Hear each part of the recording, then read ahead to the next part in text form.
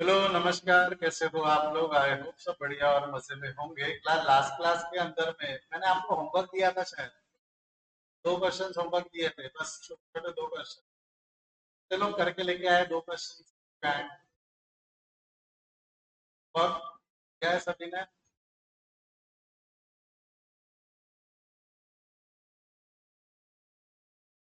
चलिए आइए फटाफट होमवर्क चेक करें क्या?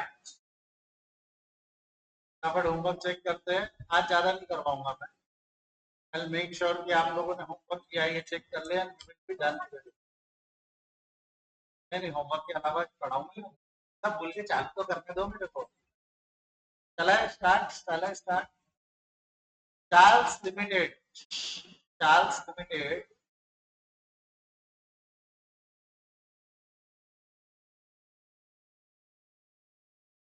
Charles limited made a profit of rupees 1 lakh after charging depreciation 20,000। का डिप्रिसिएशन चार्ज किया हुआ है हमने, 20,000 का डिप्रिसिएशन चार्ज किया हुआ है। तो आपको नहीं लगता ये जो है ये आफ्टर चार्जिंग डिप्रिसिएशन, ये 1 लाख का प्रॉफिट क्या है? आफ्टर चार्जिंग डिप्रिसिएशन, और डिप्रिसिएशन कितना है बेटा? 30,000। आगे क्या है? Asset transfer to general reserve. General reserve में ट्रांसफर कितना है? जनरल रिजर्व में ट्रांसफर कितना है? 30। मैंने इतने दिन से चीख चीख के आपको बताया, जनरल रिजर्व में जो ट्रांसफर है ऊपर से हटता है बट नीचे लगता नहीं है। आई डू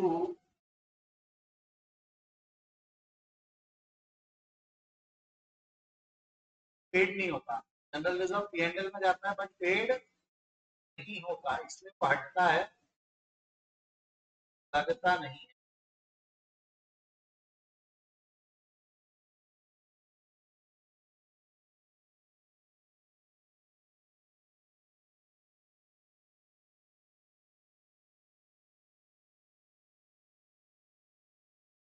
चलिए आइए ध्यान दो।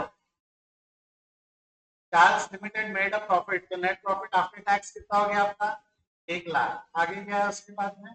डिप्रिसिएशन। दो चार लाइन छोड़ के non operating non cash expense बोल के डिप्रिसिएशन यही ऐड बैक हो जाएगा, हाँ या ना? अगला क्या है? तो गुडविल नहीं, जनरल रिजर्व। जनरल रिजर्व ऊपर से हटेगा, रिजर्व यानी एक्सपेंस माइनस होना चाहिए। जा रहे उल्टा तो क्या कर देंगे? ऐड। सब ऐड हो गया यहाँ पे। अगला क्या है उसके बाद में? तो गुडविल अमोर्टाइजेशन वॉज, गुडविल कितना है बेटा? गुडविल आपका 7,000 है। Goodwill amortisation and gain on sale of machine amortisation add हो गया 7,000। गेन, गेन हटाना है बेटा, गेन हटाना है। प्रॉफिट हटाएंगे, प्रॉफिट प्रॉफिट में ऐड होना चाहिए। जा रहे उल्टा तो क्या करेंगे? जा रहे उल्टा तो क्या करेंगे? लेस। प्रॉफिट प्रॉफिट में ऐड होना चाहिए, जा रहे उल्टा तो क्या करेंगे? लेस।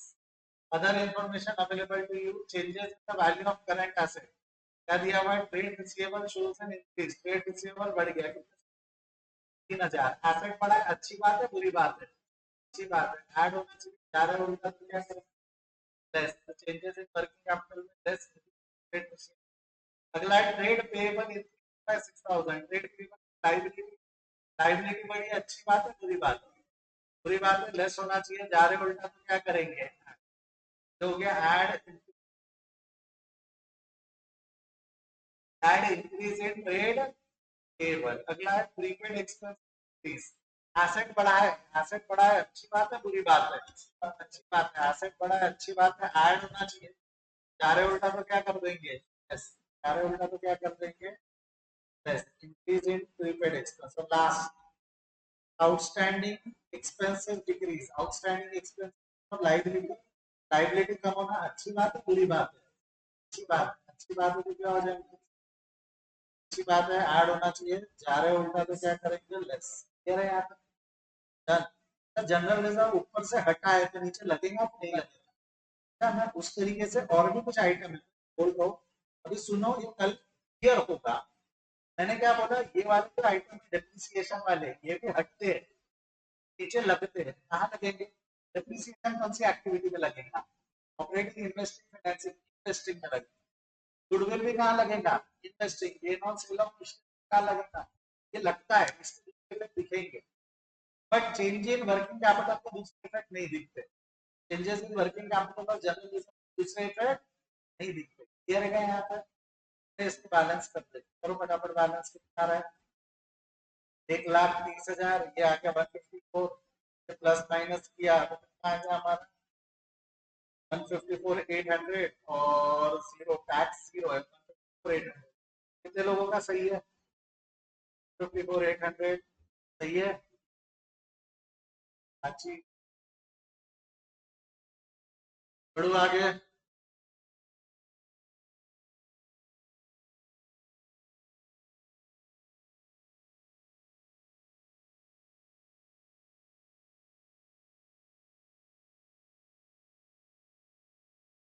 चले अगला अगला आवाज नहीं। नेक्स्ट क्वेश्चन क्या है बेटा, next question Anand limited arrived at a net income of ₹5 lakh. कितनी इनकम है इसकी 5 lakh. Depreciation for the year कितना दिया हुआ है, डेप्रिसिएशन है 2 लाख। तो शुरू करेंगे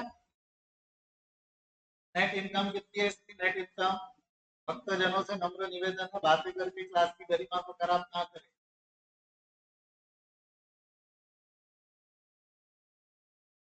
तो मैं आपको बताऊं कि आज क्या हुआ।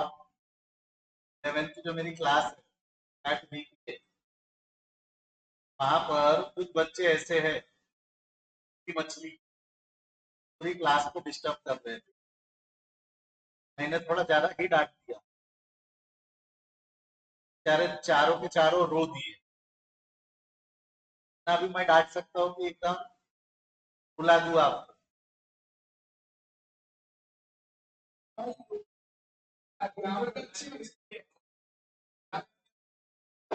चिढ़ता मैंने देख लिया बीपीए के नाम से, चिढ़ता। नेट प्रॉफिट बिफोर टैक्स का नेट प्रॉफिट बिफोर टैक्स कितना है 5 लाख। अगला क्या है डेप्रिसिएशन फॉर द ईयर कितना दिया हुआ है, डेप्रिसिएशन 2 लाख है। नॉन ऑपरेटिंग नॉन कैश है ना, नॉन ऑपरेटिंग नॉन कैश हटाना है, क्या हो जाएगा and non operating non cash expense क्या नाम से डेप्रिसिएशन जब यहाँ पर। अगला क्या है उसके बाद there was a profit of 50,000 of asset sold which was there in P&L। हटाना है, प्रॉफिट हटाएंगे, प्रॉफिट हटाएंगे, प्रॉफिट प्रॉफिट में ऐड होना चाहिए। जा रहे उल्टा तो क्या करेंगे, जा रहे उल्टा तो क्या कर देंगे, चलता है यहाँ पर। नेक्स्ट अगला क्या है उसके बाद ट्रेड रिसीवेबल एसेट बढ़ा है, एसेट बढ़ा है अच्छी बात है, ऐड होना चाहिए, जा रहे उल्टा तो। और अगला क्या है ट्रेड पेबल इंक्रीज, लाइबिलिटी बढ़ी अच्छी बात है बुरी बात है, बुरी बात है, लेस होना चाहिए, जा रहे उल्टा तो क्या कर देंगे। चलो इसका टोटल कितना आ रहा है आपका 6,50,000 और इसको माइनस प्लस कर दो तो कितना आ गया 6,70,000 एट जीरो। क्या आया सही जमने लगा है इस ऑपरेटिंग एक्टिविटी। ये तो मैं करवा रहा हूँ, मैंने मर्जी के क्वेश्चन मात्र क्वेश्चन ही एग्जाम के अंदर। हाँ 4 मार्क के लिए भी आता है, 6 मार्क के लिए भी आता है। मैंने जो 6-7 करवाया था सुन भाई, फिर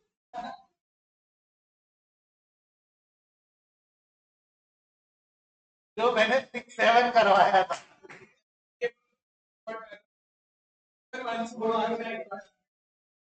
नहीं नहीं नहीं, जो 6-7 हमने किया था ना बेटा, वो क्वेश्चन जो है 6-7 वाला वो क्वेश्चन, वो वाला क्वेश्चन जो है वो वाला क्वेश्चन है 8 मार्क का, 8 बोल 6 मार्क का। और ये जो 8 और 9 के 4-4 मार्क एग्जाम के ही क्वेश्चन से तो हमने वो 6 मार्क के क्वेश्चन करवाता हूँ वो, और थोड़ा सा ज्यादा है उसमें, बट वो है ठीक है। प्रॉब्लम नंबर 10 एक बार पढ़ो, हल्की सी फाड़ता हूँ मैं तुम्हारी। यानी जो छोटे छोटे क्वेश्चन है उसमें कॉन्फिडेंस आया थोड़ा सा, छोटे छोटे क्वेश्चन में कॉन्फिडेंस आया। एक बार 10 पढ़ो अब 10। ओ ये पूरी बैलेंस शीट है, उसमें ओपनिंग बैलेंस है क्लोजिंग बैलेंस है, एसेट है ओपनिंग बैलेंस क्लोजिंग बैलेंस है। अगला क्या है during the year equipment costing 80,000 was purchase. कितना इक्विपमेंट खरीद लिया हमने 1,000 का इक्विपमेंट खरीदा। आगे डिप्रिशिएशन 15,000 है, 3,000 वगैरह। ये कैसे करते हैं मैं नेक्स्ट क्लास में बताऊंगा, बहुत टाइम लगता है, आपका एनर्जी मूड तो वैसा चाहिए। अभी के लिए हम आएंगे प्रॉब्लम नंबर 18। कम करो प्रॉब्लम नंबर 18 पे आओ। नहीं बताना कि हो गया था मुझे जितना याद है मैंने होमवर्क दिया था, सेशन बाकी था, चेक करना बाकी ना जो आपने किया है वो सही है या गलत है।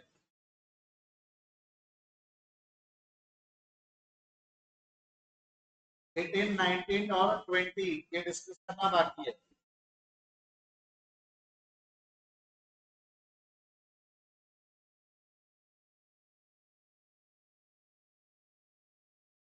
चलिए आइए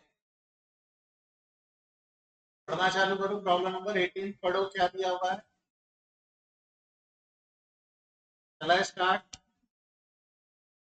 इंटेलिजेंट लिमिटेड, आप वही हेड लॉक कर लेना, आपको अलग से लॉक करने की जरूरत नहीं है। तो होमवर्क है ना बाबा, मैं तेरी कॉपी को घुमा दिया, फिर तो बोला ही मत अभी। बुक मिली क्या तेरी कॉपी का?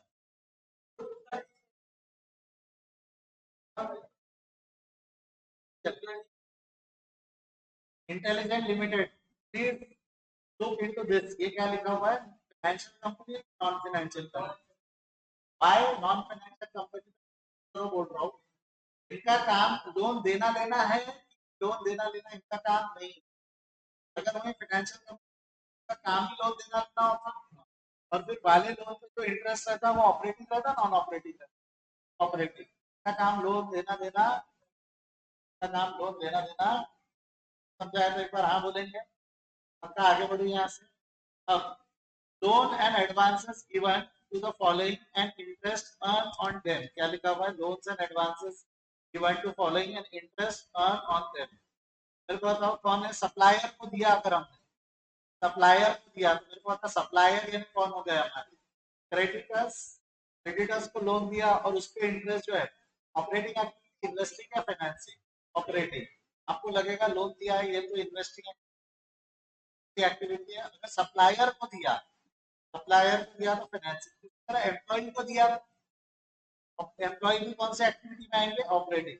बट अगर सब्सिडरी को दिया, सब्सिडरी कौन से एक्टिविटी? इन्वेस्टिंग। मैंने डिस्कस किया हुआ है शायद, डिस्कस किया था कि नहीं? इन्वेस्टमेंट मेन in subsidiary and dividend received, investing. अगला dividend paid of for the year, dividend activity है financing. TDS on interest earned and income earned on investment made, investing. TDS on interest earned on advance given to supplier, operating है वो। Supplier आ गया ना वहां। TDS मतलब 10 Downing street नहीं है। सुनो होता क्या है, मैं एक चीज बताता हूँ। टीडीएस का मीनिंग समझा रहा हूँ, प्लीज ध्यान दो, प्लीज ध्यान दो। मान लेते हैं पढ़ लिख गए आप कल, ये बन गए, लाइफ में सक्सेसफुल हो गए, आपकी सालाना इनकम 1 करोड़ रुपए है। आपको पता है अगर आप 1 करोड़ रुपए कमाते हो, मोटा मोटी उसका 20% आपको गवर्नमेंट को टैक्स देना पड़ता है। आप में से कितने लोग ईमानदारी से 20% यानी 20 लाख रुपए गवर्नमेंट को टैक्स देने को तैयार है? Raise your hand. एक मिनट, आपने शायद सवाल सही ढंग से समझा नहीं। मैंने ये बोला कि आपने 1 करोड़ रुपए कमाया, तो उस कमाई के ऊपर में आपको गवर्नमेंट को टैक्स देना पड़ेगा। गवर्नमेंट का हक है, ये आपकी ड्यूटी है। आप में से कितने लोग 1 करोड़ में से 20 लाख रुपए, सिर्फ 20 लाख रुपए गवर्नमेंट को टैक्स देना है? कितने लोग ईमानदारी से टैक्स देने को तैयार है? नहीं। तब आप सब चोर हो। हाँ, रडार में आप सब चोर हो, हाँ या ना? ऐसे चोरों को पकड़ने के लिए कंसेप्ट लाया हुआ है टीडीएस। टीडीएस का मतलब क्या है? आपने 1 करोड़ रुपए कमाए, मान लेते हो आप मेरे एम्प्लॉय हो, मैं आपको कितने रुपए देने वाला हूँ साल भर में? 1 करोड़। गवर्नमेंट ने क्या बोला? आप इनको 1 करोड़ रुपए दोगे, उसमें से 20 लाख हमको टैक्स देंगे। इससे अच्छा आप इनके हाथ में 80 लाख रुपए और जो 20 लाख रुपए ये गवर्नमेंट को डायरेक्ट दे दो। आप टैक्स की चोरी तब करोगे ना जब आपके पास पैसा है। आपको मिला ही कितना? 80 लाख ना, तो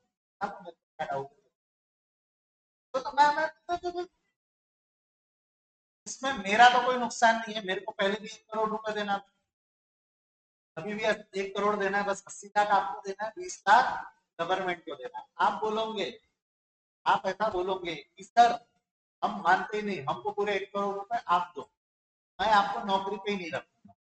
क्यों नहीं रखूंगा? क्योंकि अगर मैंने टीडीएस एक्ट गवर्नमेंट को नहीं भरा, मैं आपको 1-1 करोड़ रुपए दे रहा हूँ, 8 करोड़ रुपए दे रहा हूँ, 8 करोड़ रुपए का मैं खर्चा क्लेम नहीं करता हूँ, मेरा प्रॉफिट बढ़ जाएगा।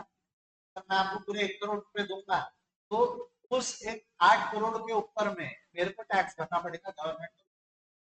आप बोलोगे पूरे हाथ में, मैं बोलूंगा कोई दूसरा एम्प्लॉय ढूंढ लो। मैं कहता तेरे नाम का टैक्स मेरे जेब से, इसलिए मैं तो टैक्स काट के ही, तो टैक्स काट के ही, तो गवर्नमेंट मेरे से टैक्स ले।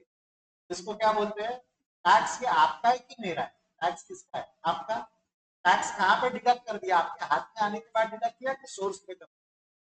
This is called as tax deducted at source. क्या बोलते हैं इसको? Tax deduct. हाथ में दूंगा तो चोरी करेगा, टैक्स हाथ में नहीं आया, पहली भर दिया, चोरी कर पाओगे क्या? नहीं। फिर आप रिपोर्ट करो, इनकम 20 करोड़ रुपए टैक्स लगता है, मैं आपके दिया कर चुका हूँ, तो आप शो कर देते रिकॉर्ड में और वो क्रॉस चेक होकर खत्म। इसको ना हल्का सा ये कंसेप्ट को ट्रिपल अकाउंटिंग सिस्टम बोलते हैं, इसको बोलते हैं ट्रिपल।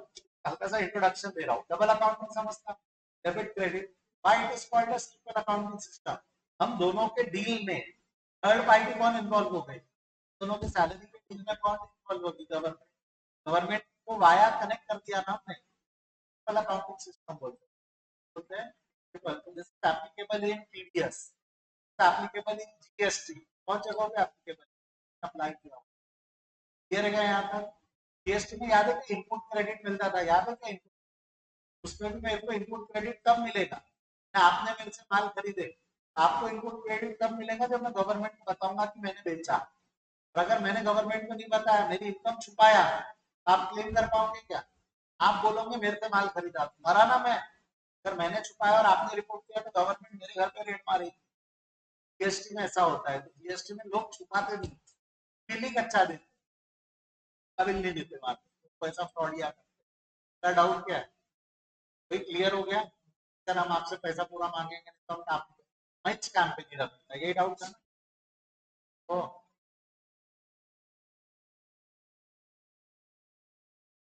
आगे भी मैंने अगर ईमानदारी से भर दिया तो किसी की कोई गलती नहीं, किसी पे नाम नहीं आया। बट अगर हमको इसमें फ्रॉड करना है तो दोनों को करना पड़ेगा। गलती किसकी होंगी? देने वाले। देने वाला तो बच जाता, मरता देने वाला। मैं खर्चा क्लेम नहीं कर पाऊंगा तो टैक्स भरना पड़ता मेरी। टीडीएस का मीनिंग समझा गया? Tax deducted at source. क्या बोलते हैं उसको? Tax deducted eight. अच्छा कंसेप्ट है। किसने लाया मालूम है क्या ये concept? Who was the brainchild was this?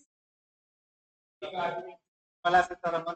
बहुत पुराना कंसेप्ट है, सरदार मनमोहन सिंह, उनका ब्रेन चाइल्ड है TDS. SMS he was when he was finance minister, और उनका दिमाग बहुत चलता था। नियम बनने का थोड़ा सा प्रॉब्लम आया, but finance he was one of the good amazing finance minister India ever had. One Mohan Singh, including Nirmala Sitharaman, Nirmala Sitharaman was one of the good finance minister India ever had। वो जो अपना 1991 का ग्लोबलाइजेशन पढ़ते हो आप, 91 में ग्लोबलाइजेशन हुआ था, याद है क्या? ऐसा कुछ पढ़ा होगा आपने? इंडियन इकोनॉमी को हमने ग्लोबल इकोनॉमी में खोला था, वो सबको लीड करके उसको मैनेज करने वाले मनमोहन सिंह। मनमोहन सिंह के इंडियन इकोनॉमी बची, सरवाइव कर पाई, अदरवाइज इंडियन इकोनॉमी के फाट लगा देते थे वेस्टर्न कंपनीज अगर आती थी। बहुत रोका, बहुत बचाया है इंडियन इकोनॉमी को। मनमोहन सिंह को तो बाद में लोग बोलते हैं ऐसा पीएम ऐसा पीएम, हल्का सा मेरे को ही बुरा लगता था, सुनने वालों में मैं भी था वैसे। बट जब वो पीएम बने तब उन्होंने बहुत गड़बड़ की है। फाइनेंस मिनिस्टर वो हमेशा अच्छे। बढ़ू आगे में आज। हाँ या ना? Insurance claim received against loss on asset by fire, loss of investing. But ये इन्वेस्टिंग एक्टिविटी एक चीज और लिख देना, then investing extraordinary item to be shown under investing activity but separately। investing activity में अलग से दिखाना, लिख लो वहां। दिखाओ क्या इन्वेस्टिंग एक्टिविटी में कैसा अलग से दिखाना पड़ता है? नहीं, ऑपरेटिंग इन्वेस्टमेंट कल से पढ़ाऊंगा ना मैं। ये एक्स्ट्राऑर्डिनरी क्यों है? Loss by fire ordinary activity, extraordinary क्या? ये एक्स्ट्राऑर्डिनरी इसकी वजह से, किसकी वजह से? ये लॉस बाय फायर की वजह से। फायर की वजह से रिलेटेड कुछ भी रहेगा वो हमेशा एक्स्ट्राऑर्डिनरी। डन, बढ़ू आगे। तनिका बेटा, बढ़ू आगे, हो गया, लिख लिया। एक्स्ट्राऑर्डिनरी नहीं लिखा होगा आपको, लिख लो extraordinary item.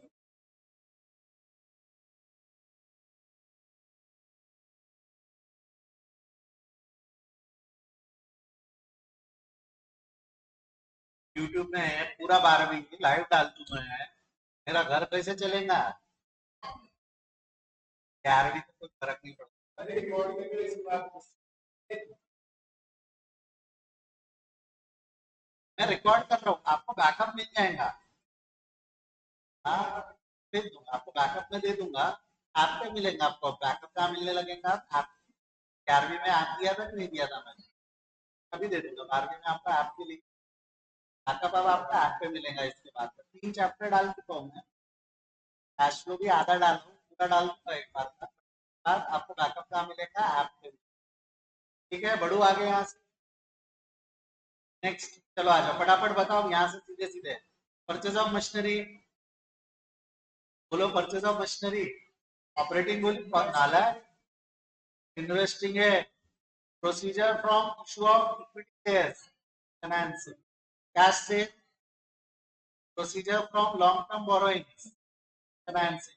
From trade receivable, operating. Cash received from trade receivable, operating.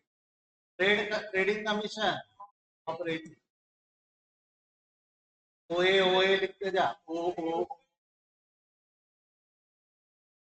हाँ, आ रहा हूँ ना, रुकना 2 मिनट। अरे आ रहा हूँ ना, रुकना 2 मिनट। कौन से वाले पे बोल रहा है तू? ये वाला बोल रहा है क्या? Cash credit?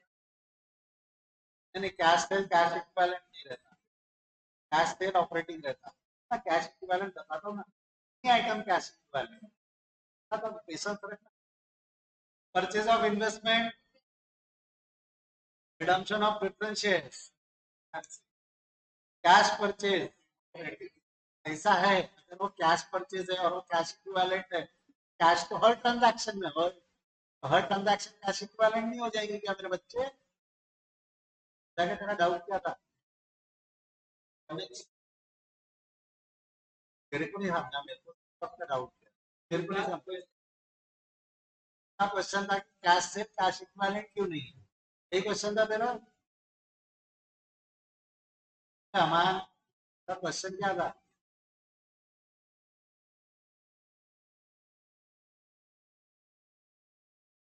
भाई कैश से कैश इक्विवेलेंट अगर है तो शेयर इशूड फॉर कैश भी तो कैश इक्विवेलेंट हो गया। मशीनरी परचेज फॉर कैश भी कैश इक्विवेलेंट हो गया। मशीनरी सेल हक नहीं है ना कैश। आने देना, आगे बताता हूँ। कैश और bank cash equivalent, cash balance bank balance cash equivalent, बताता हूँ। Procedure from sale of investment कहाँ जाएगा? Investing. Purchase of goodwill, cash paid to supplier, operating. Cash equivalent नहीं है मेरे भाई, पेड टू सप्लायर है, operating. Interim dividend paid on equity shares, wages and, बोलने तो दो पूरा। Procedure from sale of patent, interest received on debenture held as investment, invested. Interest paid on long term borrowing, office and administrative expenses, manufacturing overhead paid. Manufacturing overhead is expense, overhead is expense, overhead का मतलब expense होता है, operating है, manufacturing expense operating. Dividend received on shares held as investment, rent received on property held as investment, investing. Selling and distribution expenses, operating.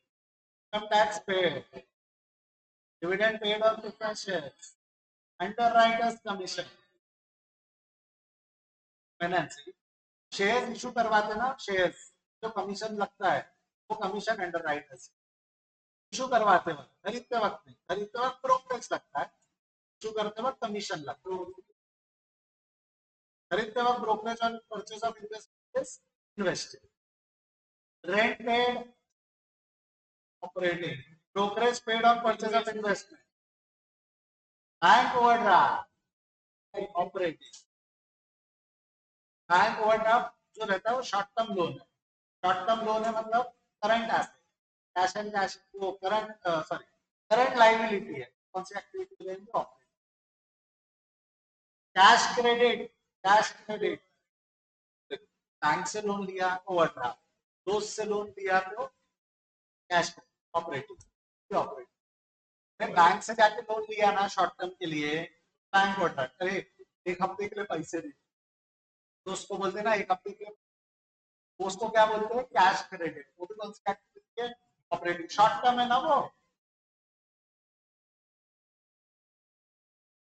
Short term loan से तो operating, एक साल से, करंट लाइबिलिटी वाले item operating,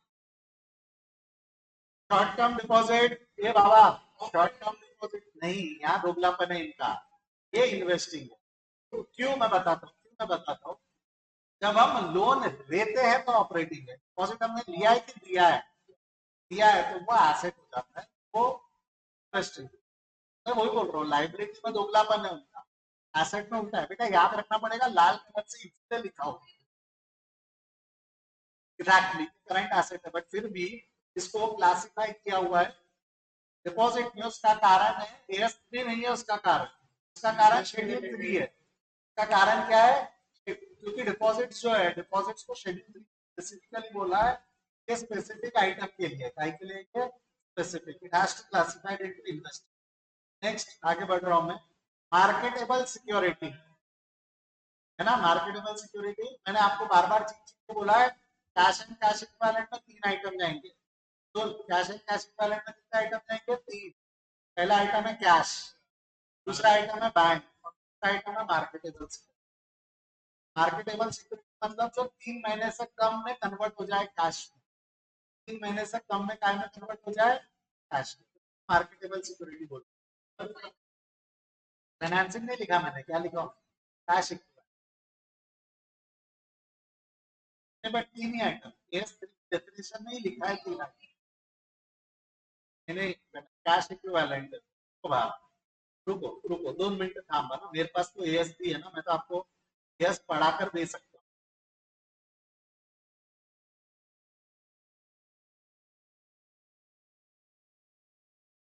देखो ये AS3 का context है,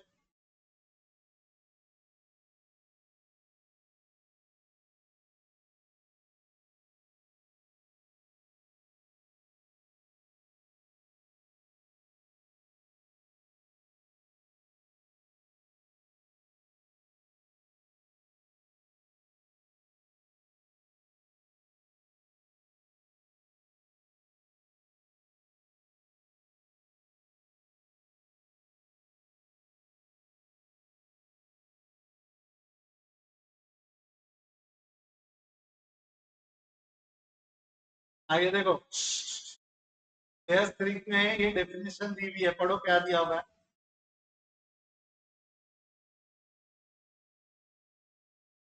cash and cash equivalent for the purpose of cash flow consist the following, पढ़े क्या लिखा हुआ है, पहला कैश इन हैंड लिखा हुआ है, deposit repayable on demand with the bank any time, ये बैंक डिपॉजिट हो गया यहाँ पे, हाँ या ना, फिक्स डिपॉजिट क्या आएगा कि ऑन डिमांड, ऑन डिमांड है, तो सेविंग अकाउंट करंट अकाउंट आ गया, क्या आ गया, सेविंग अकाउंट करंट, लास्ट वाला क्या है, और फाइनेंशियल इंस्टीट्यूट है, and cash equivalent which is, ये देखो ये लिखा हुआ short term highly liquid investment, क्या लिखा है वापस पर, short term highly liquid investment that are ready to convertible into amount of cash subject to insignificant risk, insignificant risk मतलब 100 रुपए का वैल्यू है, तो अगर आज कन्वर्ट करूंगा तो 100 ही मिलेंगे, ऐसा बेचने जाऊंगा तो डिस्काउंट में बेचना पड़ेगा, ऐसा नहीं है तो वो easily converted to cash with zero risk.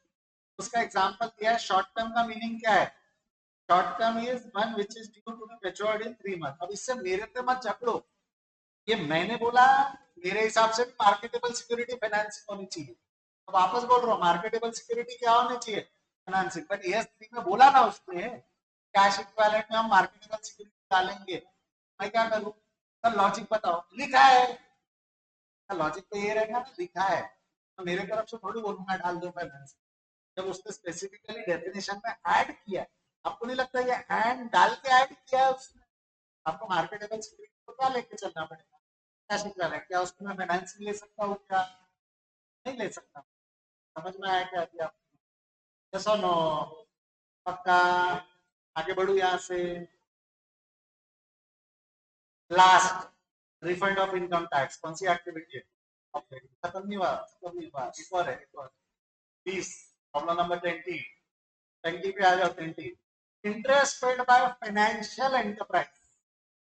Interest, वैसे इंटरेस्ट पेड कौन सी एक्टिविटी है? इंटरेस्ट पेड लोन लिया उसमें किया था फाइनेंसिंग। बड़ा फाइनेंशियल एंटरप्राइज है तो आपके लिए कौन सी आएगी? ऑपरेट।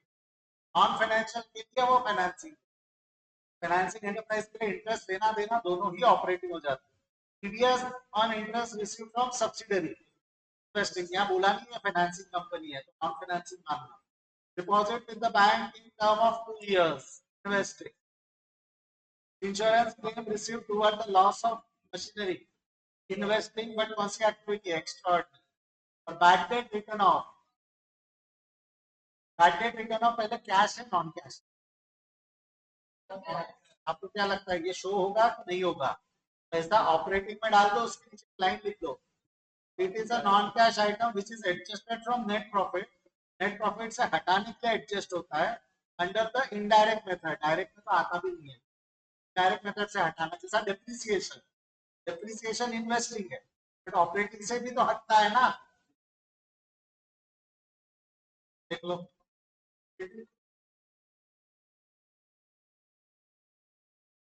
मैंने आगे बढ़ू, कौन सा वाला?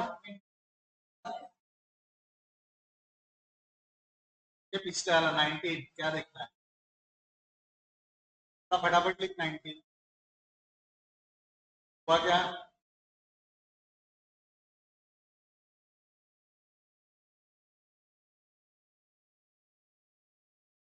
अरे वो वैसे ही याद रखो, वो 3 एक्सीडेंट पॉइंट। एएस पढ़ाऊंगा फिर तुम मानेंगे कि ऐसा क्यों कर रहे हो? पढ़ाओ एएस।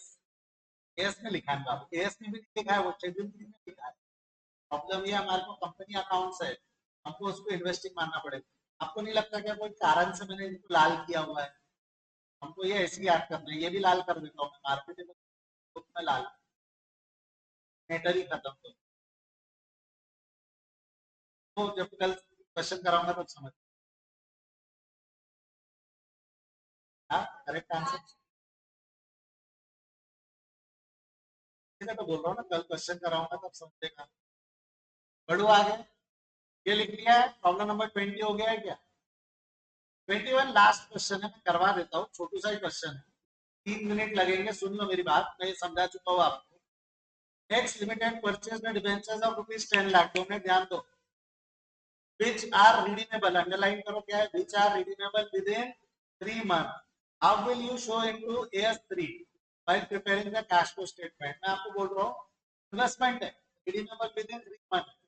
ये इन्वेस्टिंग एक्टिविटी है कि कैश इक्विवेलेंट? अभी बताया ना कि मार्केट में आ जाएगा ना महीने का। आंसर क्या लिखोगे? लिख लो चुपचाप जैसा लिखा है। AS3 on cash flow statement, cash and cash equivalent consist of। AS3 की डेफिनेशन लिख रहा हूं मैं। cash in hand, balance with the bank, short term highly liquid investment in if the investment is rupees 2 lakh made in debentures which are short term period, then it is cash and cash equivalent। however अगर ये longer period का होता तो कहाँ जाता? Investing activity. कैसा paragraph लिख लो। 2 mark के लिए कोई बड़ी बात नहीं, एग्जाम में आ जाए ये क्वेश्चन। क्या कनेक्शन? 2 मार्क के लिए कोई बड़ी बात नहीं, क्वेश्चन एग्जाम में आता है।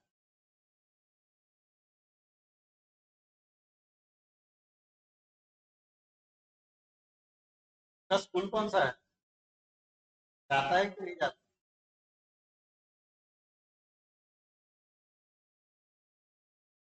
संकेत सर से बात हो गई तेरी? दादा तो फिर सर से कुछ बताया तेरे को क्या करना है बैकलॉग वगैरह आइडिया दिया?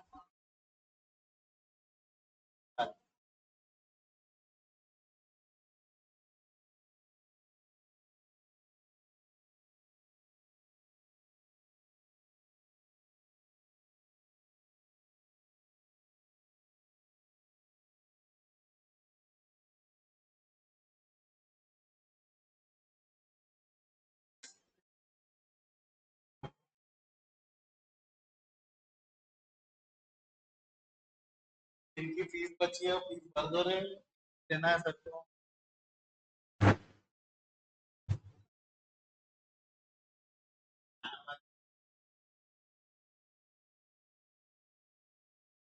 सीरियस चल रहा है कि मेरा भविष्य आगे जरूरत पड़ेगी क्या वो मत सोचो। अभी काम हो रहा है कि नहीं करना? अभी काम हो गया ना? ये यदि 11th की रिसीट बची नहीं देना उठ गया अमान की पे नहीं एक 11वीं की रिसीट अभी लेके जा रहा नालायक।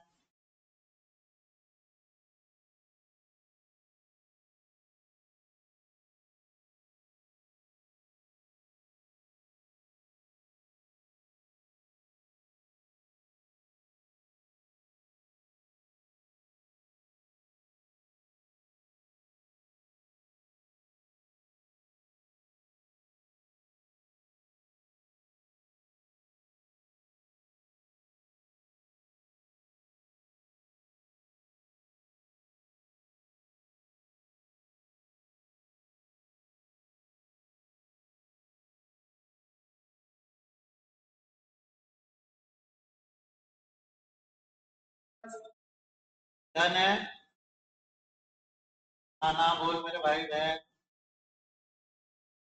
ठीक है।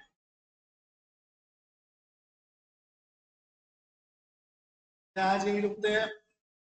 इसके आगे नेक्स्ट क्लास में कंटिन्यू करेंगे। Bye bye see you.